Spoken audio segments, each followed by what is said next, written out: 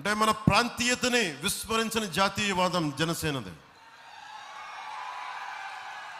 నేను మన తెలంగాణకు కూడా ఎందుకంత మద్దతు ఇస్తానంటే, స్థానిక వనరులు, స్థానిక మానవ వనరులు మనకు ఉపయోగపడాలి. మన స్వయం ప్రతిపత్తి కోల్పోకూడదు. మనం బలంగా నిలబడాలి. అది తెలంగాణ కావచ్చు, విదర్భ కావచ్చు, సంపూర్ణమైన మహారాష్ట్ర కావచ్చు. కానీ ప్రాంతీయత బలం ఉండాలి. అంత మాత్రాన జాతీయ భావాలను చంపకూడదు. ఇదే నేను హిందూ హృదయ సామ్రాట్ బాళాసాహెబ్ ఠాక్రే గారి నుంచి నేర్చుకున్నాను. అదే జనసేనలో పెట్టింది ప్రాంతీయతను విస్మరించని జాతీయవాదం.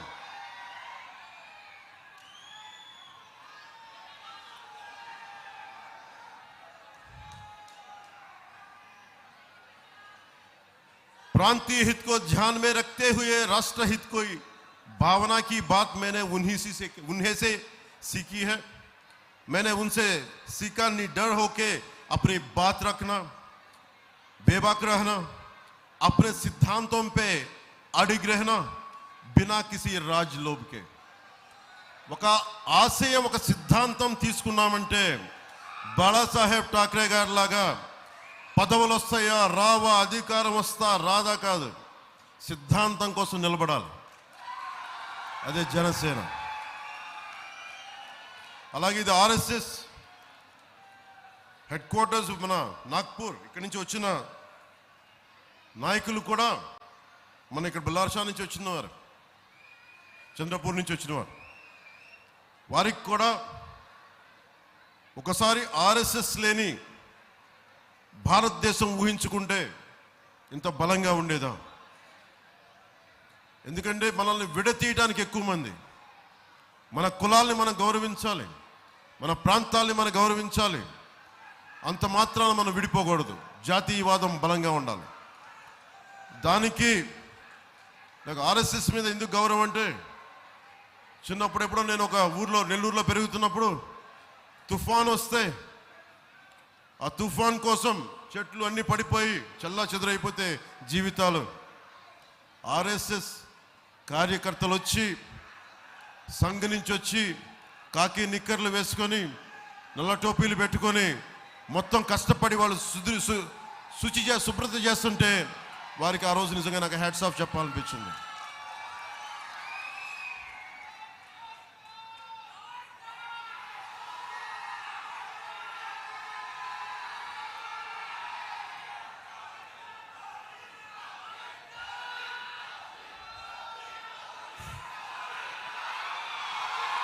मैं फिर ये याद दिलाना चाहता हूं कि एनडीए की स्थिर सरकार ने न केवल संपूर्ण भारत के विकास में योगदान दिया, बल्कि महाराष्ट्र विकास के लिए भी पूरी कोशिश कर रही है. और इसके लिए कुशल और सही नेतृत्व का बना रहना बहुत जरूरी है. जैसे मोदी जी के नेतृत्व में एनडीए ने भारत को एक अखंड और मजबूत राष्ट्र बनाया है. नए संसद भवन में तमिलनाडु से सेंगोल की स्थापना की. मराठी भाषा को, अपनी मराठी भाषा को अभिजात भाषा को दर्जा दिलाया. कोने कोने को जोड़ते हाईवेज मिले. एनडीए ने भारत को कश्मीर से कन्याकुमारी तक और कामाख्या से द्वारका तक एक किया. एनडीए ने न्याय व्यवस्था, कानून व्यवस्था को मजबूत किया. एनडीए ने भारत को स्थिरता, सुरक्षा और विकास दिया. एनडीए ने भारत $5 ट्रिलियन की अर्थव्यवस्था बनाने को कार्य किया. एनडीए ने भारत की महिलाओं को सुरक्षित, सम्मानित और आर्थिक रूप से मजबूत किया है. एनडीए सरकार ने 25 करोड़ भारतीयों को गरीबों से उबारा है. एनडीए सरकार ने इन 10 वर्षों में 4 करोड़ किसानों को फसल बीमा योजना का लाभ दिया. एनडीए सरकार ने लगभग 12 करोड़ का लाभ दिया प्रधानमंत्री किसान योजना में. कुल 30 करोड़ के मुद्रा योजना का लाभ दिया हमारे बहनों का। पिछले 10 सालों में हमारे highway man of India Shri Nitin Gadkari ji ने इस देश को 11,000 किलोमीटर के नेशनल हाईवे दिए हैं। महाराष्ट्र को 701 किलोमीटर लंबा समृद्धि महामार्ग भी मिला, जो नागपुर से लेकर टानो को जोड़ता है और महाराष्ट्र के नवनिर्माण में जोड़ी गई एक और उपलब्धि है। ऐसे न जाने कितने कार्य किए गए हैं और किए जा रहे हैं, जो महाराष्ट्र को 2028 तक $1 ट्रिलियन की अर्थव्यवस्था बनाएंगे। మరి మీకు అనిపించవచ్చు ఇక్కడ ఉన్న మనకి మహారాష్ట్ర $1 ట్రిలియన్ ఆర్థిక వ్యవస్థ వస్తే మనకి ఏంటి అని ఇక్కడ ఉన్న యువతకి హైవేస్ పెరిగినా ఉపాధి అవకాశాలు పెరుగుతాయి, రేపు మీరు వ్యాపారాలు పెట్టాలి, పెట్టుబడులు పెట్టడానికి డబ్బులు తిరుగుతాయి, రేపు పొద్దున్న మీకు కొత్త కొత్త ఉద్యోగాలు చేయాలి. ఇందాక సుధీర్ బాబు గారు చెప్తా ఉన్నారు 300 పనులు చేశాను, వేయడానికి రోడ్లు సంపూర్ణమైన రోడ్లు వేశాను. సైనిక్ స్కూల్ దగ్గర నుంచి మహిళల కోసం 61 స్కిల్ డెవలప్మెంట్ యూనివర్సిటీ కానీ మామూలు చదువులతో పాటు ఇవన్నీ రావాలంటే $1 ట్రిలియన్ ఇవి $1 ట్రిలియన్ కాకముందే ఇంత బలంగా వచ్చినాయి అంటే ఈరోజు రోడ్లు వేయడానికి డబ్బులు ఎక్కడి నుంచి వచ్చినాయి? ఈరోజు ఆడపిల్లలకి 61 స్కిల్ డెవలప్మెంట్ చేయాలంటే డబ్బులు ఎక్కడ వచ్చినాయి? మన ఆర్థిక వ్యవస్థ బలంగా ఉంటేనే మనం ఈ అభివృద్ధి సాధించగలం. और महाराष्ट्र भारत को $5 ट्रिलियन के साथ विश्व की तीसरी सबसे बड़ी अर्थव्यवस्था बनाने में महत्वपूर्ण योगदान देगा. भारत देशం $5 ట్రిలియన్ की 5 లక్షల కోట్ల రూపాయలకి మనం ఎదగాలి అంటే దాంట్లో 1,00,000 కోట్లు మహారాష్ట్ర నుంచే దాంట్లో భాగస్వామ్యం. అందుకు మహారాష్ట్ర భారతదేశపు ఆర్థిక పురోగతిలో చాలా కీలకం. इसके साथ ही यह बल्लारशाह में भी विकास के बहुत के कार्य किए जा रहे हैं, जैसे कि नई नगर पालिका की बिल्डिंग, नई एसडीओ ऑफिस का निर्माण. और याद दिलाना चाहता हूं कि 2018 में नए बस अड्डे का निर्माण हुआ सुधीर बाबू की नेतृत्व में. ये जो सतत विकास का कार्य एनडीए की सरकार में हुआ है और हो रहा है, यह इसी गति से होता रहे. इसके लिए हम क्या कर सकते हैं? ఈ విధంగా ముందుకెళ్ళాలంటే మనం ఏం చేద్దాం? हम उस सरकार को चुन सकते हैं जिसने महाराष्ट्र को $1 ट्रिलियन अर्थव्यवस्था बनने का सपना देखा है. మనకి ఎవరైతే ఒక $1 ట్రిలియన్ మన పురోగతికి మన ప్రగతికి ఎవరికి ఓట్లేద్దాం? $1 ట్రిలియన్ 1,00,000 కోట్లు మన అభివృద్ధికి పక్కనున్న తెలంగాణ నుంచి కానీ పక్క రాష్ట్రాల నుంచి కానీ బల్లార్షా మినీ భారత్ అవ్వాలంటే మన $1 ట్రిలియన్ ఆర్థిక వ్యవస్థ బలంగా ఉండాలి అంటే ఇలాంటి కళ ఎవరిచ్చారు మనకి? ఎన్డీఏ మన సర్కార్ ఇచ్చింది. అందుకని దీనికోసం మనం ఏం చేయాలి? ఈ కళలు పూర్తి కావాలంటే ఏం చేద్దాం? इस सपने को पूरा करने के लिए हमें साथ चाहिए बल्लारपुर की युवा शक्ति का, बल्लारपुर की बहनों का, बल्लारपुर की माताओं का. ఈ కళల్ని సాకారం చేయాలంటే మీరు ఓజీ అంటే సరిపోదు.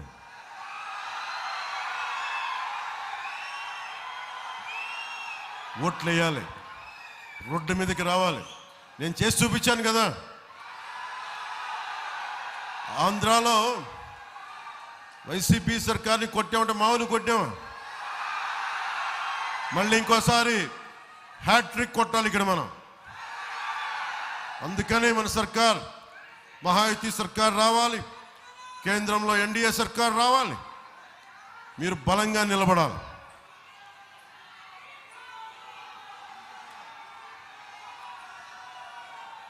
హిందూ హృదయ సామ్రాట్ బాలాసాహెబ్ జీ ఏం కోరుకున్నారు?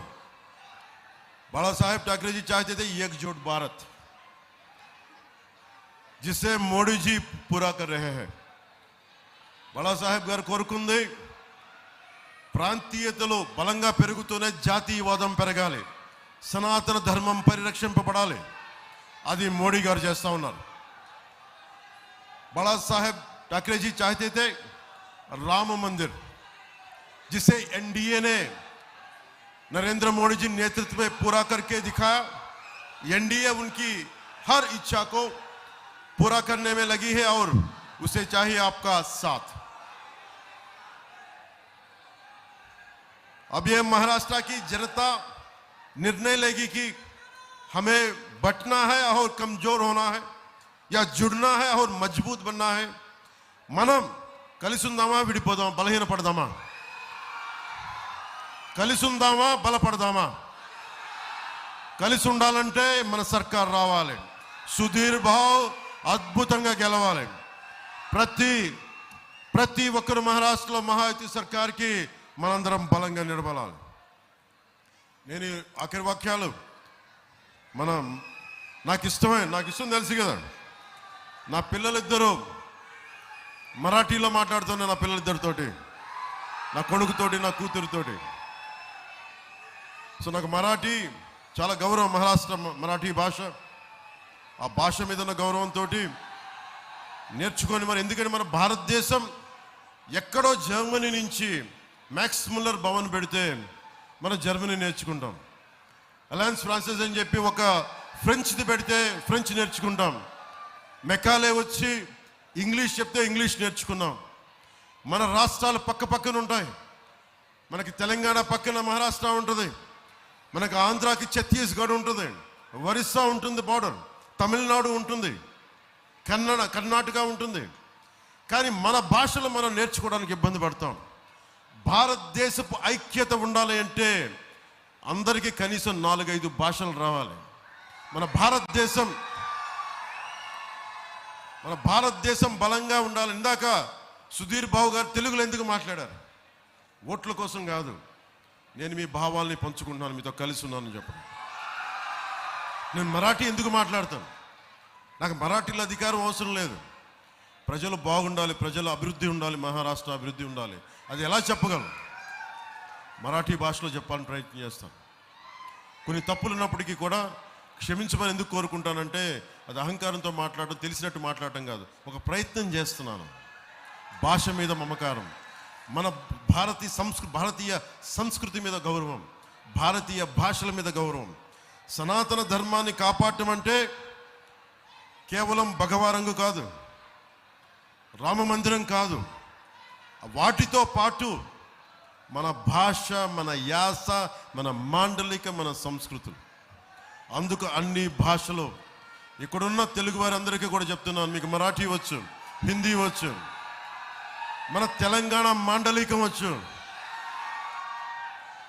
జనసేన సభ పెట్టినప్పుడు 2014లో గద్దరన్న గారి పాట పాడాను.